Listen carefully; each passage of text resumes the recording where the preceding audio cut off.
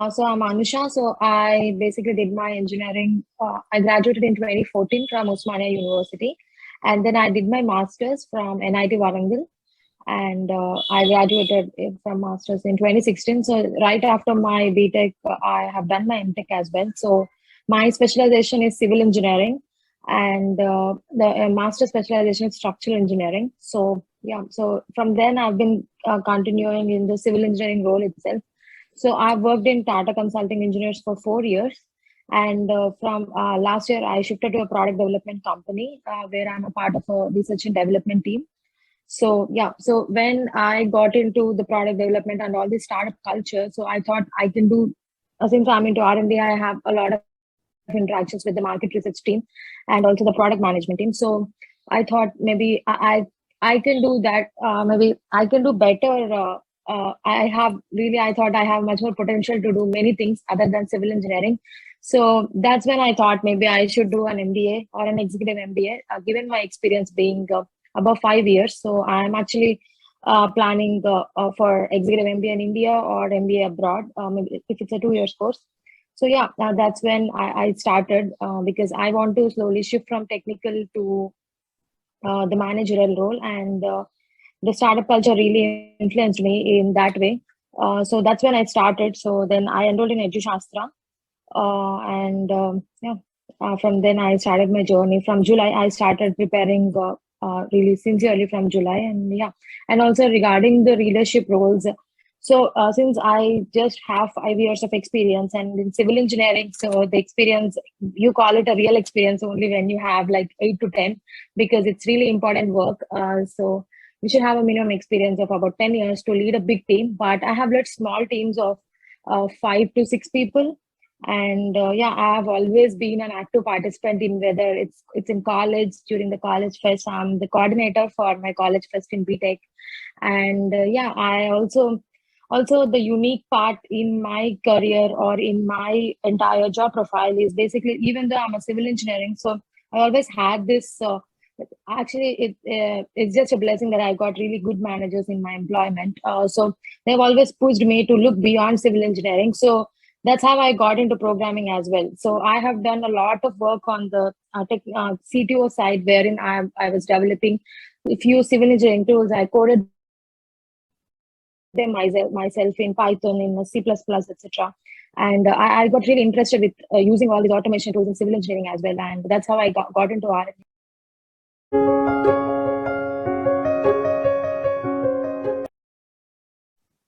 Yeah, so first and foremost is the discipline that we want. So I initially started looking for a good institution wherein that I can, because I'm working full time, and I really have to have discipline for effectively preparing GMAT, because I don't have much time. So whatever 2 hours or 3 hours I get in my everyday life, so I have to I have to dedicate them to GMAT preparation. So first thing I thought is, like, I researched all the institutions that I have. So the first thing that actually attracted me in EduShastra was there was this whole cashback promise that they give you, and I was really amazed at their confidence. Like that's how the training is going to be. So that's what actually attracted me, and I right away paid the fees, and I started attending the lectures in the morning. So one thing I always made sure is that whatever the day is, whatever it is, I always made sure I at least study a single hour in a day initially, because I was thinking maybe I should give GMAT in December, January, but later I shifted to much earlier, like October end or November in the starting. Then I started really spending 3 hours to 4 hours every day. But one thing is, you should be consistent. You don't have to solve problems. At least you can just watch some YouTube videos, or you need to watch at least the EduShastra lecture videos. So every day we have a class in the morning, and yeah, that actually keeps you on track. So that, and you have some peers with you as well, so you won't feel alone and you feel better disciplined. So that's what we have to do. We have to be really consistent in GMAT preparation, and yeah, and also in weekends we have ample amount of time, and we should really test ourselves. So that's really good in EduShastra, because whatever I got to take a lot of, like, I had the opportunity to have a lot of sectional tests. Like by the time I finished sentence correction, so I was able to attempt the sectional test on sentence correction, and then critical reasoning. So this is what actually, because I was able to test myself in sectional tests, and later I eventually moved on to the mock tests, and they are also unlimited in EduShastra. So you can go give a mock. So every week I made sure, like once I got into once I felt confident about all the areas, so I started giving mocks. So yeah, and then I started assessing myself, like what are the areas that I'm falling behind. Like let's say in sentence correction, I'm not able to, at times I was not able to get the 700 level problems in tenses, verb tenses. I was able to get 600 to 700 level right, but 700 I'm not able to get them. So I went back, I've gone through EduShastra videos and all those again and again, and then I have strengthened the concept. So first thing that we need to do is we need to find out our weaknesses, and a few things we are really good at. Like Indians, we are really good at our maths, but even though if you are really good at the maths for quant, I would say I was initially scoring about, I was not really getting 90. Even I'm a 100 by 100 student in SSC and all of that. I'm really good at maths, but GMAT data sufficiency, if you see, it's a bit tricky. And since I've been not in touch with my curriculum from like past 5 or 6 years, so now I have to even get the calculations right. Like let's say when I was doing multiplication, so I was really I was just writing because I was not having that focus. I was just writing, I was just faltering in simple multiplications, like maybe 14 into 3, I'm just putting 64 or something, because I'm not having that focus. Even though I know the method, it's just these silly mistakes that are actually cutting the score. That's what we need to avoid, because when you come to when we come to real GMAT, what I found is like the time that we have is exactly ample. So if you start doing these mistakes, these calculation mistakes, what happens is you won't be able to match any option. You will have to see, and you just see that you just found a minus. Like instead of having -1, you just kept it as +1, and everything has gone down, and you are not able to match any option. So this accuracy is what matters. So while we are when we are a student, it's quite natural that we have this big multiplications we'll be able to do very easily. But when we lost the touch, it takes some time to get into that groove of doing these mathematical questions again. So for that, I practiced a lot just to get this accuracy. I practiced a lot. So right now I don't really falter in any multiplications, and that's about the quant, because we don't find quant very difficult. Even though it's lengthy, I think we can manage. Like in mocks, in GMAT prep mocks, which I have given, apart from EduShastra mocks, the quant was like a breeze. Like I was able to do it in 30 minutes. But in the real exam, it's a bit tricky. But it's very doable. But it's lengthy. It's lengthy compared to GMAT prep. But EduShastra's mocks are correct. They are on point, because EduShastra's mocks are like you need 60 minutes to finish the entire mock. And that's how even in the exam is also, like you won't have any time. It's cut to cut. That 60 minutes, 62 minutes that you have, you need all of them, and you have to be accurate, because you do these silly mistakes in these calculations. So then you will have to pay a price. You have to redo it 2 times, or you have to redo it 3 times. So that's about quant. But you don't find any question that's very difficult and not doable. You just have to get the concepts right. And EduShastra's videos are more than enough, because they tell you everything. And actually they train you for beyond, I would say, even for 700 level. And yeah, that's about it. And coming to data sufficiency, so it's very easy to fall in traps, because 600 to 700 problems are a bit straightforward. You can manage, but after 700 level DS questions, if we have to answer really well, so we have to make sure that our the cases that we are trying for data sufficiency, they should cover all topics, like all the types of numbers that we have. Like they should cover the integers, the fractions, and all of them. So those traps we should be really aware that we should not fall into those traps if we are actually aiming for 50 or 51. So that's the difference between 49, 50, and 51. So because if once you start falling into the traps, it will be just limited to 49, and when you get 50 or when you get 51, so that's your percentile will go much higher, because when you see 49 percentile and then 50 and 51, it's quite different. So I was able to get 51 in my marks, but in the real exam, I managed to get 50 because I thought it was a breeze, but it's not. But it's pretty doable. But now, since I got the I got how it's going to be. So I'm sure I'll do much better. I'll be able to do 51 in my next attempt.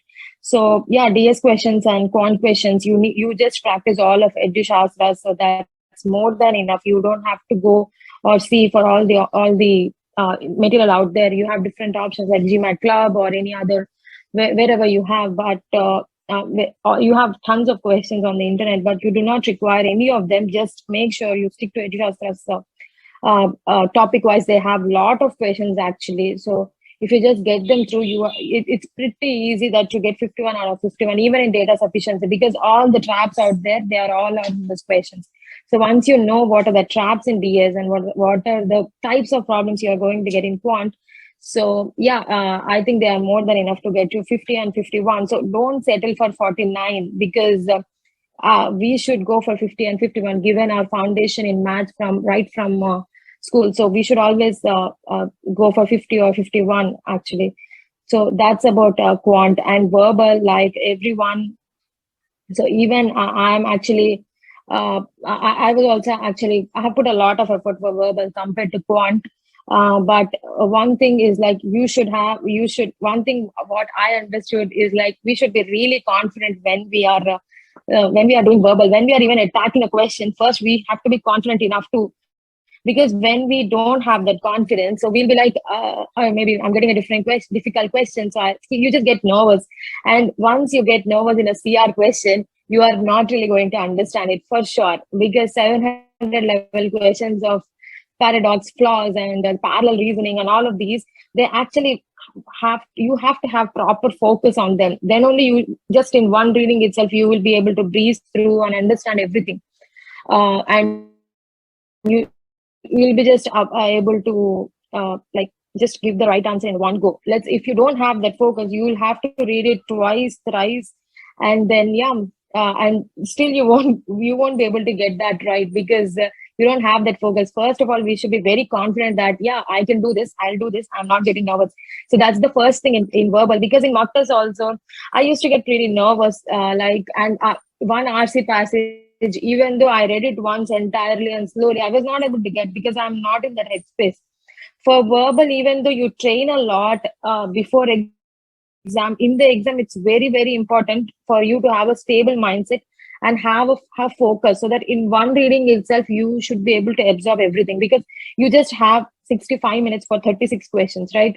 So timing matters a lot in verbal compared to quant. So yeah, even for RC, actually, I attended all the lectures, and even though I was not able to attend, I made sure I rewatched all the recorded sessions on EduShastra. And whenever I have any, like, let's say a sentence correction, it's very easy actually in sentence correction to see what your weak spots are. Like you have comparison, like we have parallel structure. So I understood in the starting itself when I was practicing, like I was very good at parallel structure and all of them. But where I was lacking is verb tenses, because I was giving these sectional marks, right? So when you give this sectional test, it's a mix of all types of questions. So you can easily understand where you are stronger and where you are not. So that's how you have to actually analyze where you are not really strong. And then, then you have to own them. Like you have to rewatch some lectures and And also, if you need some help other than EduShastra, there are a lot of stuff that's available on YouTube. You can always go through them, and there are a lot of things. And actually, EduShastra's videos are quite enough. But if you would like to have much more, then you could always come back to EduShastra, or maybe you can take some help from YouTube, because there are a lot of good videos out there.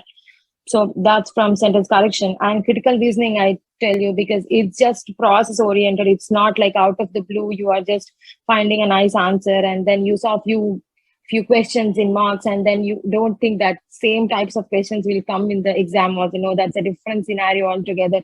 CR, you should be really focused and you should be really good with the fundamentals, and you should be really calm, true to the fundamentals, not few techniques that we see in mocks or few techniques that for the problems that we do in the class. It's about you have to know the process. Like first you have to find the assumption, then you have to find the premise and what exactly are they asking, what is the portion of the question stem, not what is the part of the argument that you should focus on. That should be the thing, unlike just do some CR questions and you get the same techniques over there. That's not really going to happen. We should go back to fundamentals, and because we should go back to fundamentals, and then we should have this process and fundamentals right when we are doing a CR question. That's really required. And coming to RC questions, so first and foremost, RC questions, they actually require good reading skills. You should just practice reading a lot of stuff. I always had this, I always read a lot of news articles, and I always had this habit of reading. So I didn't face much problem in RC because I was able to read the entire passage in 1 to 2 minutes, and in the first go itself, I was able to get what they are saying. Again, if you don't have focus, you will have to reread the entire passage, and you won't be even to understand the primary purpose of it, because if you don't understand the passage, you are not going to get it. So yeah, you should develop a habit of reading if you don't have, and you should practice a lot. Like if you're not having good comprehension skills, but if you have, then RC passages you would be able to, but you should understand how to focus on the right things. You can do that. So yeah, IR and AVA actually, so we did have a couple of sessions for AVA, and they have given us how to structure it. So just actually you just have to understand how to structure your argument, and later on whatever argument that they give, you just have to just brainstorm a bit for 2 or 3 minutes before you start writing the essay, and just fit whatever that flaws that you found or any strengths in the argument that you found in that structure. So understanding the structure and learning the structure of writing an essay is important. So because those essays are not really tough, like you won't be able to make an argument or something. They are like the flaws that they have are pretty, like we pretty clear. When you just read the argument, you would say, okay, this is not considered and this is not considered. So these are the two flaws I see in front of my eyes in this current argument. But if you don't know how to structure it properly and how to write it properly, then there's no use, even though you are able to analyze the argument well. But if you are not able to put it in a structure properly, then it's of no use. So for AVA, you should understand what is the structure. So yeah, EduShastras, we have one or I think 2 sessions we had, and I got a clear picture like how to structure the argument, the entire essay, like what is the first paragraph should say, and what is the second paragraph, what is the third paragraph, what is the fourth paragraph should say. So it's like, so that's what I call a structure. So what you should write in the first paragraph and the second and third and fourth. So that you should have a proper template beforehand before you go into the exam, because once you see the argument, just jot down a couple of points and just fit those points into the structure. So that's about AVA. And IR actually, so it's a mix of both the data interpretation and also there is logical reasoning. So yeah, I think, yeah, I have practiced on EduShastra and also marks whatever I have written. I made sure I sit through the LRDA section also, because a lot of us, we have this habit of just doing the quant and verbal and then just getting up and just, yeah, we'll do LRDA later and then hour later, because yeah, they do not add to the score. But LRDI, the IR actually integrated reasoning that we have. So IR actually carries some weight in few of the institutions, and even AVA carries weight. So, but also to have that strength to sit through the exam for 3.5 hours if you take breaks in between. So you have to have that focus, and then you have to have that, because it's not really easy to sit for 3.5 hours and then write through the exam with full concentration. And actually, again, it's different from what the environment that I give marks. It's in my own room and with this ample light and everything. I was able to think clearly, and then I was able to sit. But in exam center, it's different. It's like you have this small cubicle, and then you'll have all this nervousness.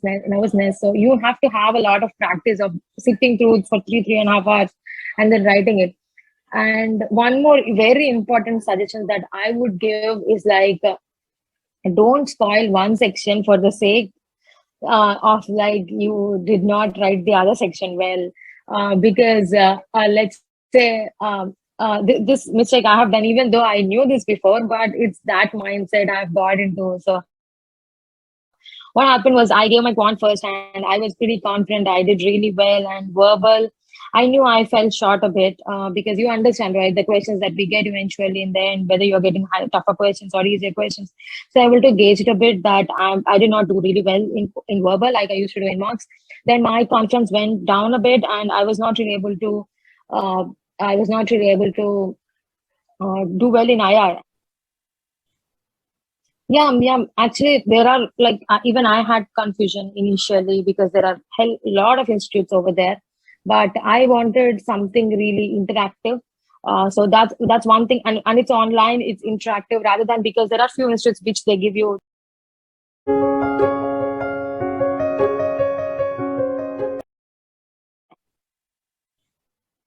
Yeah. Actually, there are like even I had confusion initially because there are a lot of institutes over there, but I wanted something really interactive. So that's one thing, and it's online, it's interactive, rather than, because there are few institutes which they give you video lessons, and then it's just one trainer, some kind of robot or something. They would be just training you. You don't have that human interaction or anything. Even if you get doubts, like you'll have to schedule a call and all of that. But here it's like I was able to see my teachers, and I was able to see my teachers, and then I was able to raise the questions then and there itself. And if there are many doubts, then we can just there is a doubt session that's available. You can just send them the questions, and then you can get them clear. And one more attractive part about EduShastra is there's no this limited period, because there are I think most of the other institutes have, like, you have to pay this much of amount, and this course is active just for 3 months or 6 months. So you will just have access to the resources just for 6 months or 3 months, because initially I was not sure that when I wanted to give GMAT, but so that's why even it's quite affordable, and it's classroom teaching, and every day you have a class, and you can write exams how many you want and whatever you want. And actually that really that's why I went to EduShastra. And there's also end-to-end assistance. They'll give you some admission assistance as well. So what does you want, right? So yeah, that's why I subscribed to EduShastra, and I don't think I think I made a right choice.